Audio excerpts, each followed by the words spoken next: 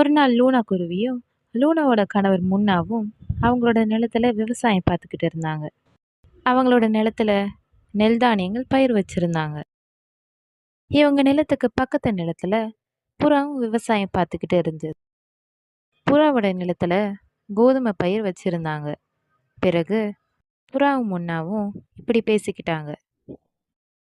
முன்னா, இந்த வருஷம் விளைச்சல் நல்லா இருக்கு. நமக்கு நல்ல லாபம் கிடைக்க போகுது. ஆமா புறாண்ணா, இந்த வருஷம் நல்ல விளைச்சல் தந்து நல்ல லாபம் கிடைச்சதுன்னா இதை விட சந்தோஷம் வேற என்ன இருக்கு? மழை காலத்துல நமக்கு தேவையான தானியங்களை வச்சுக்கிட்டு மீதி தானியங்களை விற்பனைக்கு கொடுத்துடலாம்.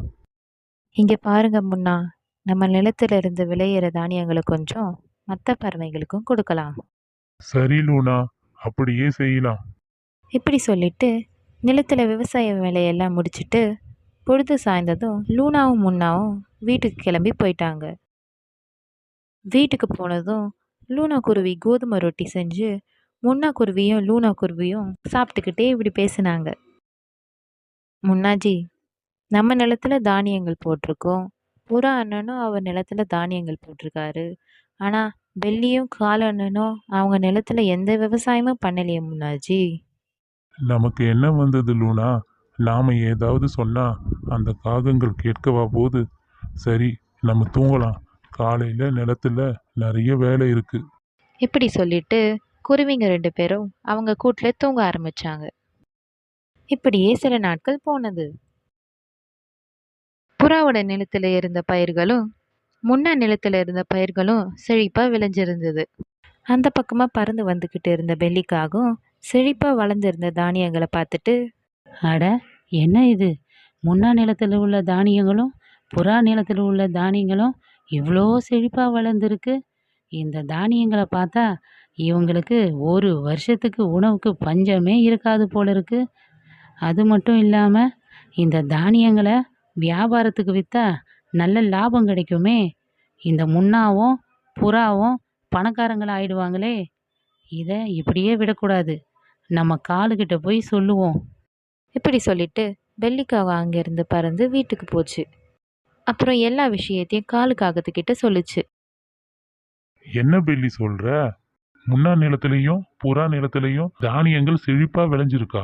இதுக்கு தான் பெல்லி நான் அப்பவே சொன்னேன், நாமளும் நம்ம நிலத்துல ஏதாவது தானியங்கள் விவசாயம் பண்ணலான்னு. ஆனா நீ தான் கேட்கல. வெயில போய் வேலை செஞ்சா இன்னும் கருப்பாயிடுவேன்னு என்கிட்ட சொன்ன. அதனாலதான் நம்ம நிலத்துல எந்த தானியங்களும் பயிர் வைக்கல. இங்க பாருங்க காலு, இப்போ ஒன்றும் கெட்டு போகல. நான் ஒரு சூப்பர் ஐடியா சொல்றேன், கேளுங்க. நாளைக்கு புறாவும் முன்னா குருவியும் தானியங்களை அறுவடை பண்ண போறாங்களாம். அதனால நாம இன்னைக்கு நைட்டே போய் புறா நிலத்துல உள்ள தானியங்களையும் முன்னா குருவி நிலத்துல உள்ள தானியங்களையும் திருடி ஒரு இடத்துல மறைச்சு வச்சிருவோம். இந்த காட்டுல கழுகுங்க நிறைய இருக்கிறதுனால தானியத்தை எல்லாம் கழுகு தான் திருடிட்டு போச்சுன்னு பழிய கழுகு மேல போட்டுடுவோம். அப்பதான் நம்ம மேல யாருக்கும் சந்தேகம் வராது. கொஞ்ச நாள் கழிச்சு உணவை தேட போற மாதிரி போய் நம்ம மறைச்சு வச்சிருந்த தானியங்களை கொஞ்சம் கொஞ்சமா எடுத்துட்டு வந்து சாப்பிடுவோம். அப்புறம் இந்த புறாவும் முன்னாவும் ஏமாந்து போகட்டும். பெல்லி, நீ சொன்ன ஐடியா சூப்பரா இருக்கு. இன்னைக்கு நைட்டே நம்ம தானியங்களை திருட போவோம். இப்படி சொல்லி 2 காகங்களும் சிரிச்சுதுங்க. மாலை நேரம் வந்தது. புறானே, நம்ம 2 பேரோட நிலத்துல உள்ள தானியங்களை ஒரே நாள்ல நம்மளால அறுவடை பண்ண முடியாது. அதனால நாளைக்கு உங்க நிலத்துல உள்ள தானியங்களை நம்ம 2 பேரும் அறுவடை செய்வோம். அடுத்த நாள் என்னோட தானியங்களை 2 பேரும் அறுவடை செய்வோம். சரி முன்னா, அப்படியே செய்வோம். பிறகு ராத்திரி நேரம் வந்தது. பிறகு 2 காகங்களும் முன்னா குருவி தானியங்களையும் புறா தானியங்களையும் விடியறதுக்குள்ள அறுவடை பண்ணி ஒரு இடத்துல மறைச்சு வச்சுட்டு 2 காகங்களும் யாருக்கும் தெரியாம அவங்க வீட்டுல போய் படுத்துக்கிட்டாங்க. அடுத்த நாள் பொழுது விடிந்தது. முன்னா குருவியும் புறாவும் அவங்க நிலத்துக்கு போனாங்க. பின்னாடியே லூனா குருவி வந்தது. விளைஞ்சிருந்த தானியங்கள் எல்லாம் காணாம போயிருந்தது. காலியா இருந்த நிலத்தை பார்த்து அதிர்ச்சியான லூனா குருவி, அட கடவுளே, என்ன இது? எங்க நிலத்துல உள்ள தானியங்கள் எல்லாம் எங்க போச்சு? யார் இப்படி பண்ணது? இப்படி சொல்லி லூனா குருவி அழுதது. கொஞ்சம் அமைதியா இரு லூனா, அக்கம் பக்கத்துல போய் விசாரிப்போம். இப்படி சொல்லிக்கிட்டு இருக்கும்போது காகங்கள் ரெண்டும் அங்க வந்ததுங்க. முன்னா, புறா, ஏன் அழுவுறீங்க? என்ன ஆச்சு? காலு, எங்க நிலத்துல உள்ள தானியங்களை யாரோ திருடிட்டாங்க. இப்ப என்ன பண்றதுன்னே எங்களுக்கு புரியல.